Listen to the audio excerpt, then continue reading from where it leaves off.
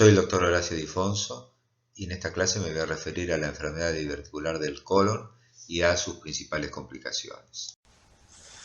Los objetivos de esta clase van a ser revisar la epidemiología de la enfermedad diverticular, analizar sus manifestaciones clínicas, describir las complicaciones y analizar y describir los estudios diagnósticos, principalmente los estudios por imágenes, que nos permiten diagnosticar la enfermedad diverticular del colon y sus principales complicaciones. Comenzamos analizando un caso clínico. Una mujer de 58 años de edad consulta por cambios en el ritmo evacuatorio. Presentó diarreas intermitentes de 3 meses de evolución. Refiere además episodios de dolor cólico en el abdomen izquierdo, 2 a 3 episodios por mes, que calman con tratamiento sintomático.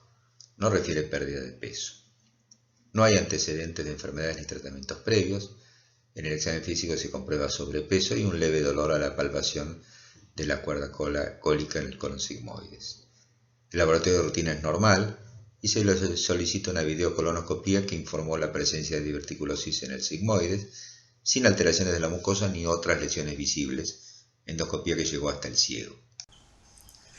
En este caso nos debemos preguntar cuál es la relación que hay entre los síntomas que presenta la paciente y el hallazgo de la diverticulosis en el colon sigmoide. Vamos a definir la diverticulosis colónica. Un divertículo del colon es una protrusión de la pared de tipo sacular.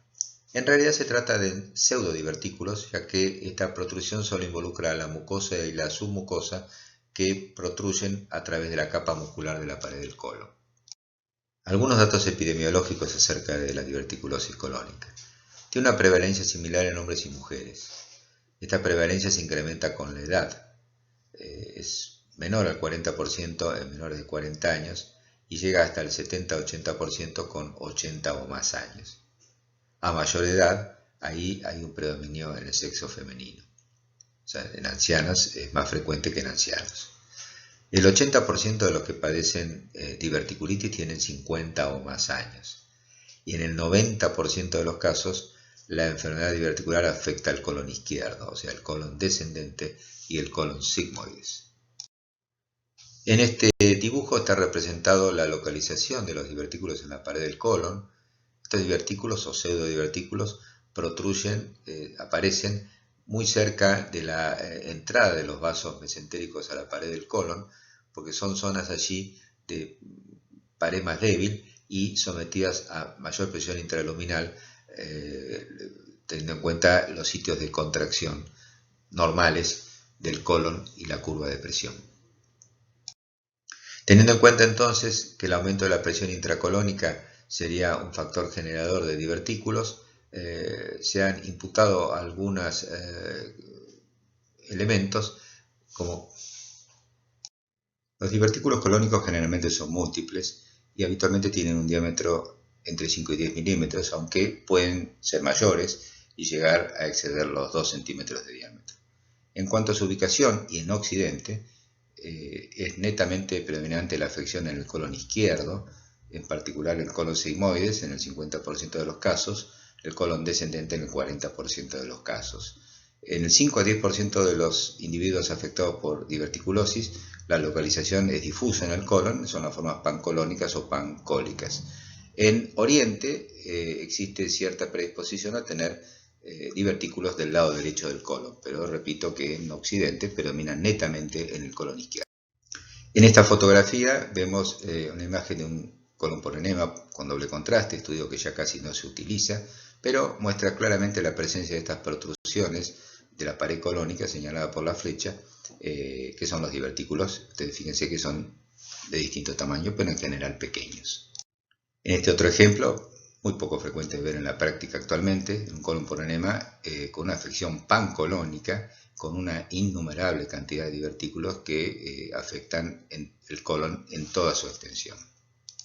Desde el punto de vista clínico, la diverticulosis puede ser completamente asintomática, definida por la presencia de divertículos sin asociarse a ninguna manifestación, o diverticulosis sintomática no complicada, generalmente manifestada por episodios de dolor abdominal, generalmente de tipo cólico, sin evidencia de proceso inflamatorio, similares a los que presentaba la paciente que ya hemos enunciado.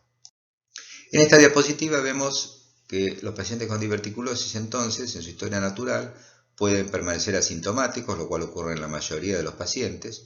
Pueden tener complicaciones, que fundamentalmente son dos: el sangrado diverticular, la hemorragia de origen diverticular, en el 5 a 15% de los pacientes con divertículos, y los episodios inflamatorios infecciosos de diverticulitis, que ocurren en el 15 a 25% de los pacientes con enfermedad diverticular, y que a su vez pueden ser diverticulitis simples, o sea, no complicadas, que son la mayoría, el 75%, o complicadas con abscesos, peritonitis o fístulas, que son la cuarta parte de los pacientes con diverticulitis.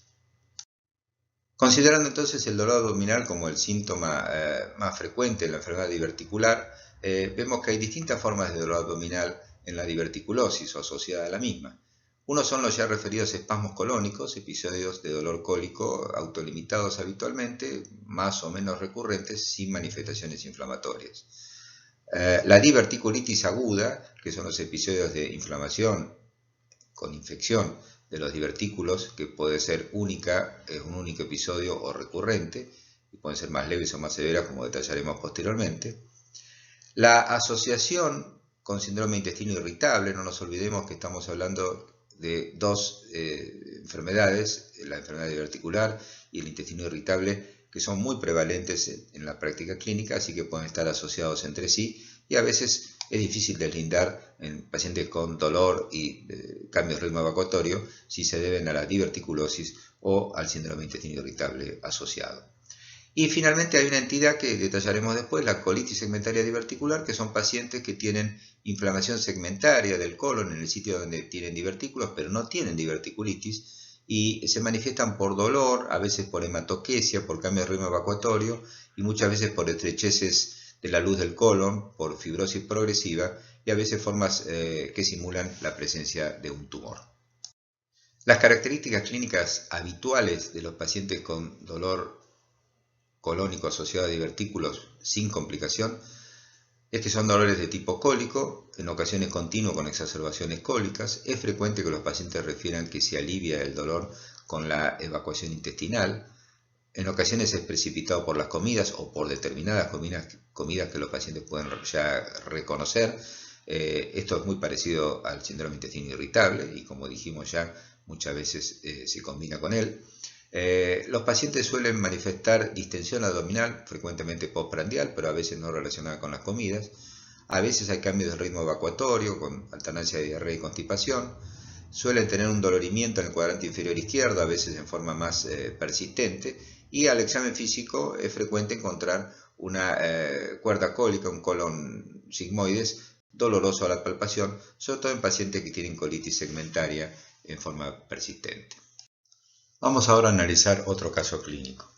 Un varón de 60 años ingresa por dolor abdominal de tipo continuo en fosa ilíaca izquierda de 36 horas de evolución. Refiere fiebre de 38 grados y medio sin escalofríos y constipación de 72 horas. Elimina gases y no presenta vómitos. Refiere un episodio similar 2 años antes, donde se le formuló el diagnóstico de diverticulitis aguda mediante una tomografía computada del abdomen. Permaneció internado en esa oportunidad por 3 días. Es un paciente hipertenso tratado con enalapril, 10 miligramos por día, y con hipercolesterolemia tratado con atorvastatina, 20 miligramos por día.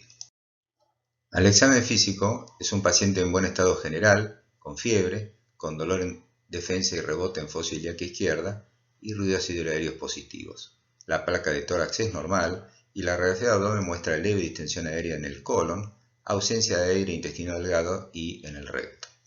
El laboratorio de ingreso tiene un hematocrito de 45% con 13.500 glóbulos blancos, 88% de neutrófilos y el resto normal. En este caso nos formulamos dos interrogantes: ¿cuál es la impresión diagnóstica y qué estudios debemos solicitar? La presunción diagnóstica en este caso es en primer lugar una diverticulitis aguda. Desde el punto de vista patogénico, la diverticulitis aguda en general involucra la ocupación de un divertículo por materia fecal y una microperforación de su pared que lleva a la formación de una peridiverticulitis con inflamación de la grasa pericolónica y la eventual formación de abscesos, y eventuales complicaciones, como muestra este dibujo, de fistulizaciones hacia los tejidos circundantes, como puede ser el intestino delgado, el epiplón, la piel y la vejiga urinaria. Desde el punto de vista clínico, un episodio de diverticulitis aguda presenta las siguientes manifestaciones. Lo más frecuente, por supuesto, es el dolor, el cual lo padecen el 70-80% de los casos.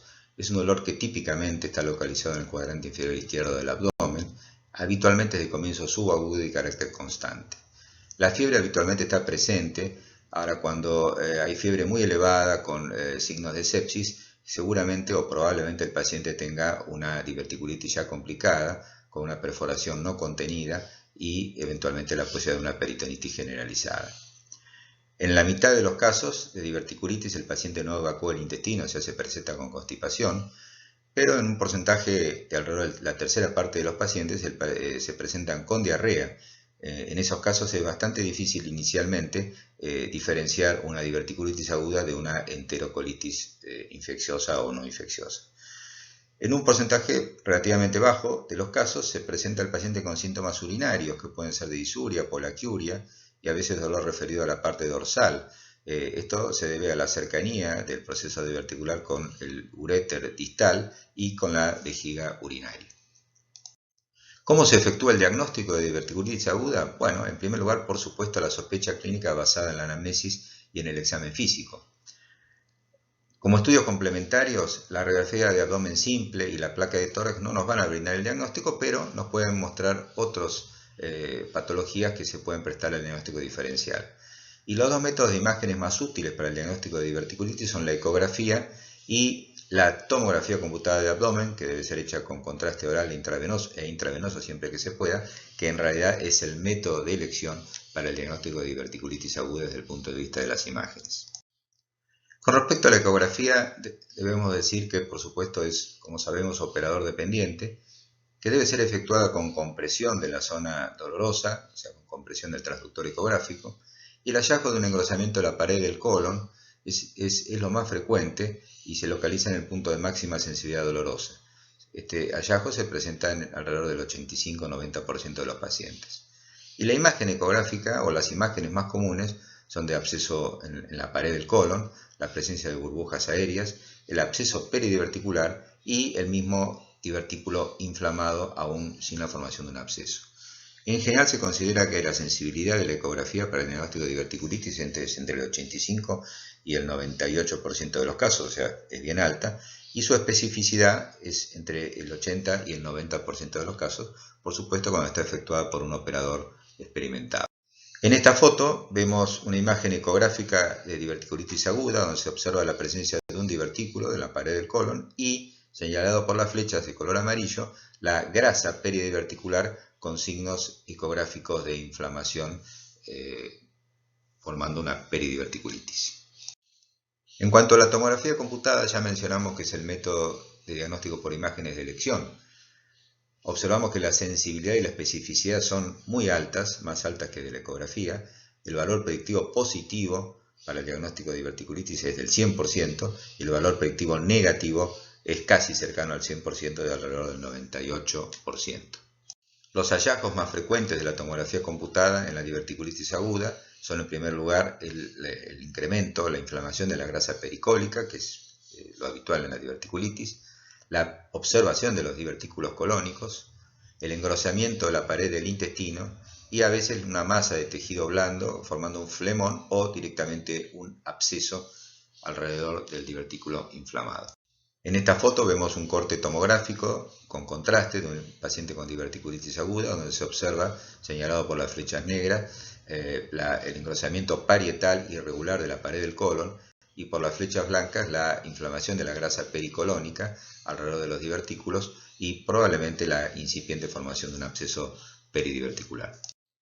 Otra imagen tomográfica de diverticulitis aguda donde se observa engrosamiento parietal en un segmento del intestino del colon, la presencia de burbujas aéreas señaladas por las flechas finas en la pared del colon y señalado por las puntas de flechas blancas más gruesas alrededor de la pared, la imagen de un absceso peridiverticular.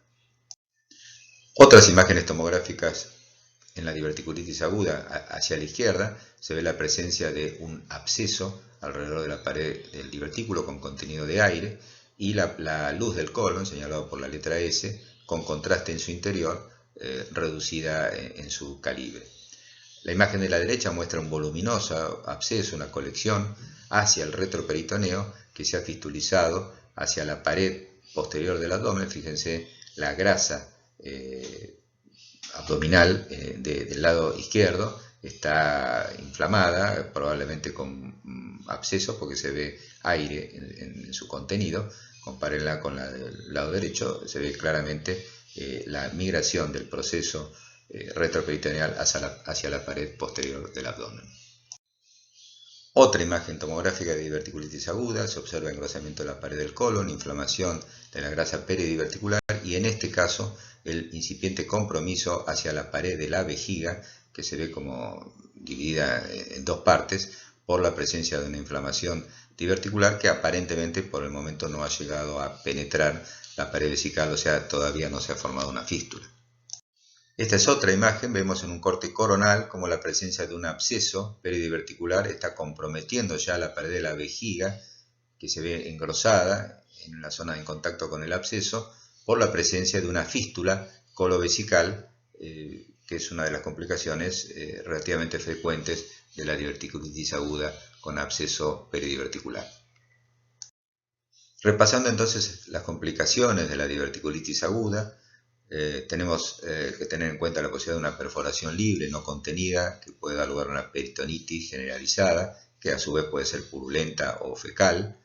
La presencia de abscesos, que pueden ser sintomáticos, con dolor, con fiebre elevada, escalofrío, síndrome séptico, o silentes, en formas de curso más subagudo crónico, con la formación de una masa habitualmente palpable y dolorosa, que se parece y debe diferenciarse de un tumor de colon.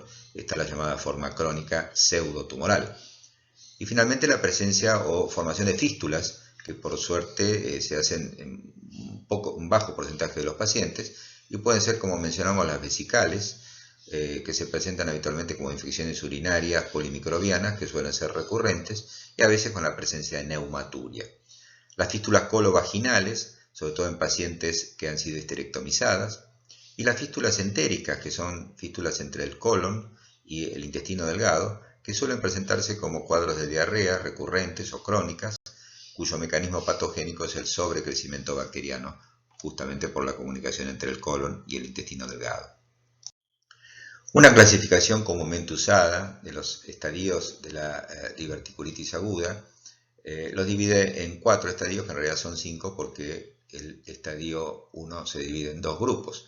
Fíjense que esto va desde el flemón pericolónico a la formación de un absceso, en el estadio 1, hasta el estadio 4, que es el más severo, cuando hay una perforación libre, no contenida, y la presencia de una peritonitis fecal. El estadio 3 es una peritonitis purulenta, y el estadio 2 es un absceso, o varios abscesos, no exactamente en contigüidad con la diverticulitis, sino un poco más alejados, pelvianos o retroperitoneales, como ejemplos. Los diagnósticos diferenciales de la diverticulitis aguda son múltiples y pueden involucrar a otros cuadros de origen gastrointestinal, como entre ellos la apendicitis aguda, complicaciones de neoplasias, como el cáncer colorectal, otras causas de peritonitis, isquemia intestinal, infartos mesentéricos, causas ginecológicas como embarazo ectópico, enfermedad inflamatoria pelviana, y más raramente cuadros de origen renal o de la vía urinaria. Como dijimos, la diverticulitis aguda es una complicación diverticular que puede ser recurrente. La recurrencia luego de un primer episodio es de alrededor del 25% la posibilidad de recurrencia, y ya cuando un paciente ha tenido una primera recurrencia, la posibilidad de tener un tercer episodio, o sea, una segunda recurrencia, llega a la mitad de los pacientes. Pasamos a analizar otro caso clínico. Un varón de 60 años de edad consulta por episodios recurrentes, 3 a 4 por año, en los últimos 2 años, de dolor abdominal de tipo continuo, asociado a diarrea y distensión abdominal. En 2 o 3 ocasiones tuvo hematoquesia leve. Estos cuadros se dieron con el reposo digestivo, y en 2 oportunidades se le formuló el diagnóstico de diverticulitis y recibió tratamiento antibiótico en forma ambulatoria. Tenía efectuado un estudio de colon por enema que evidenciaba diverticulosis sigmoidea y un estrechamiento de la luz a nivel del colon sigmoides. Hace 6 meses se le había efectuado una videocolonoscopía que mostraba inflamación mucosa en el sigmoides y la presencia de divertículos con estrechamiento de la luz del colon y escasa distensibilidad de ese sector. Le efectuaron biopsias de la zona que evidenciaron inflamación mucosa y submucosa de tipo subaguda. En una consulta con un gastroenterólogo se le indicó tratamiento con ácido 5-aminosalicílico. Acá vemos la imagen del colon por enema, donde se observa el colon sigmoides estrechado, con irregularidad de la mucosa y la presencia de múltiples divertículos a nivel del sigmoides y un poco más arriba también a nivel del colon descendente. También se observan divertículos en el transverso y en el colon derecho. ¿Cuál es en este caso el diagnóstico presuntivo y cuáles son los diagnósticos diferenciales de esta situación?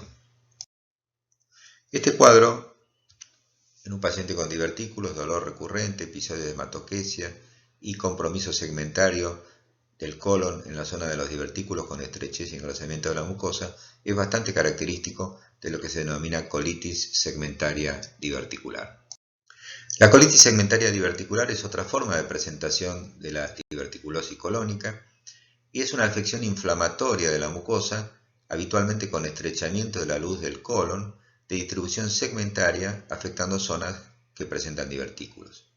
Habitualmente entonces compromete el colon sigmoides y el colon descendente. Se confunde frecuentemente en los episodios de empeoramiento con diverticulitis aguda, en su forma recurrente. El diagnóstico diferencial desde el punto de vista de imágenes se hace básicamente con la tomografía computada, que también ayuda mucho a diferenciar esta entidad de la presencia de un cáncer de colon. De todas maneras, en general los pacientes requieren un estudio endoscópico, sobre todo para descartar esta última alternativa. Desde el punto de vista del anatómico e incluso histológico, estos cuadros de colitis segmentaria asociada a divertículos son similares a enfermedades inflamatorias intestinales, en particular a la enfermedad de Crohn. Algunos autores consideran que en realidad sería una superposición de enfermedad diverticular con enfermedad inflamatoria intestinal. De hecho, uno de los tratamientos utilizados con los cuales los pacientes suelen mejorar es la utilización de 5-aminosalicílico, el tratamiento habitual en enfermedad inflamatoria del colon, que estos pacientes suelen tener respuesta a estos tratamientos. Y se reserva la cirugía de resección del segmento afectado para los casos refractarios y con sintomatología recurrente y sobre todo con episodios de suboclusión intestinal o de sangrado recurrente y frecuente. Cuando un paciente presenta colitis diverticular, en la colonoscopía lo que se observa en la luz y en la mucosa es signos de inflamación como congestión, a veces hemorragias submucosas y la presencia de ulceraciones superficiales. Se observan las luces diverticulares y se observa que esta afección es claramente segmentaria. Desde el punto de vista histopatológico, las biopsias suelen mostrar infiltrados inflamatorios agudos y crónicos de tipo transmural, parecidos a los de la enfermedad de Crohn pero sin formar granulomas.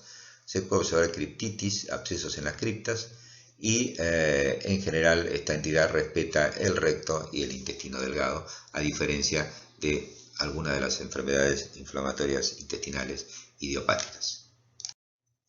En este cuadro vemos algunos elementos que ayudan al diagnóstico diferencial de la diverticulitis aguda y la colitis segmentaria diverticular en cuanto al tipo de dolor, a la presencia o no de fiebre, los tipos de síntomas intestinales. Acá se agrega en la colitis diverticular la posibilidad frecuente de tener episodios recurrentes de hematoquesia, lo cual en general no ocurre en la diverticulitis aguda, y la irregularidad segmentaria del intestino con estrechamiento irregular, que más se puede parecer, como dije antes, a una enfermedad de Crohn o a la presencia de un tumor.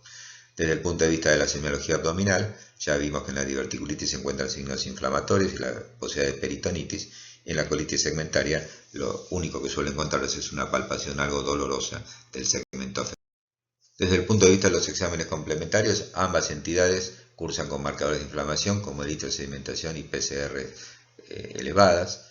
En la diverticulitis aguda es frecuente la leucocitosis, mientras que en la colitis diverticular habitualmente no cursa con leucocitosis y sí con anemia por la pérdida oculta de sangre o los episodios recurrentes de hematoquesia. El estudio endoscópico no se debe efectuar, como ya vimos en la diverticulitis aguda, y en la colitis segmentaria sí, y muestra los hallazgos que ya hemos mencionado. Y como dijimos, la tomografía computada es muy útil para el diagnóstico diferencial porque en la diverticulitis aguda muestra fundamentalmente la inflamación pericolónica y la presencia potencial de abscesos, mientras que en la colitis segmentaria lo que se muestra básicamente es el engrosamiento parietal del colon, y si hay inflamación de la grasa es de muy poca cuantía, de la grasa pericolónica. Como ya mencionamos, desde el punto de vista del tratamiento, la diverticulitis aguda se trata con antibióticos y eventualmente con medidas invasivas, y la colitis diverticular con antiinflamatorios, no responde a antibióticos, no tiene patogenia infecciosa, y en casos seleccionados la cirugía de resección del segmento afectado. Acá observamos la imagen endoscópica de una colitis segmentaria diverticular, observamos la presencia de orificios diverticulares sin contenido en su interior y una mucosa del colon congestiva, eritematosa y con ulceraciones superficiales, en este caso sin estrechamiento inflamatorio o cicatrizal de la luz. Mencionaremos ahora la otra complicación frecuente de los pacientes con diverticulosis, que es la hemorragia de origen diverticular. La posibilidad de que un divertículo sangre tiene una explicación anatómica, y es que la arteria que irriga el divertículo está separada de la luz intestinal solo por la mucosa, y habitualmente tiene una alteración en sus capas con un aumento de la capa íntima y un adelgazamiento de la capa muscular, lo cual lleva a una debilidad segmentaria de esas arterias de poco calibre que pueden llevar a la ruptura. Se presenta la hemorragia diverticular habitualmente como una hematoquesia no dolorosa, que es habitualmente autolimitada. En la mitad de los casos los pacientes refieren que han tenido episodios de hematoquesia previa. Es excepcional que el divertículo que sangre además se inflame. En general el paciente que tiene diverticulitis no tiene hemorragia diverticular, y el paciente que tiene hemorragia diverticular habitualmente no padece de diverticulitis. El examen físico desde el punto de vista local es irrelevante, en general el abdomen no es doloroso en estos casos, y solamente en el 5% de las hemorragias de origen diverticular se presenta compromiso hemodinámico y las características de una hemorragia digestiva baja grave. Habitualmente son pacientes añosos, de más de 60-70 años, y que tienen comorbilidades, los que padecen de hemorragia diverticular y por supuesto los que padecen de hemorragia diverticular grave y la posibilidad de tener compromiso hemodinámico. Para finalizar, vamos a mencionar que en los últimos años han surgido muchas publicaciones de distintas fuentes que contradicen algunos paradigmas que se han mencionado durante años acerca de la enfermedad diverticular del colon. El primero de ellos es la utilidad de la dieta. Si uno realmente debe indicar dieta rica en fibras, lo cual hacemos, como hemos mencionado antes, en la práctica con frecuencia. No está claramente demostrado que proteja contra la formación de divertículos colónicos y la posibilidad de sus complicaciones. De todas maneras, en general en la práctica seguimos indicando dieta rica en fibras porque su principal objetivo es evitar la constipación y el aumento de la presión intraluminal en pacientes que se constipan. Otro elemento que se pone en duda actualmente es que la incidencia de diverticulitis en pacientes con diverticulosis sea del 10 a 25% en la historia natural que se consideraba anteriormente. Actualmente se considera que 1 a 2% con seguimiento a 10 años de pacientes con diverticulosis padecerán de diverticulitis. Otro elemento de la dieta que en los últimos largos años se ha cuestionado es que algunos alimentos puedan causar diverticulitis o eventualmente hemorragia. En particular, durante mucho tiempo se ha imputado que alimentos con semillas y alimentos de tipo nueces eran capaces de provocar diverticulitis por introducirse en el cuello de un divertículo, obstruirlo y facilitar el proceso. La mayoría de los expertos consideran que esto en realidad se ha repetido durante muchos años, pero no es así, y los pacientes con divertículos colónicos pueden recibir este tipo de alimentos.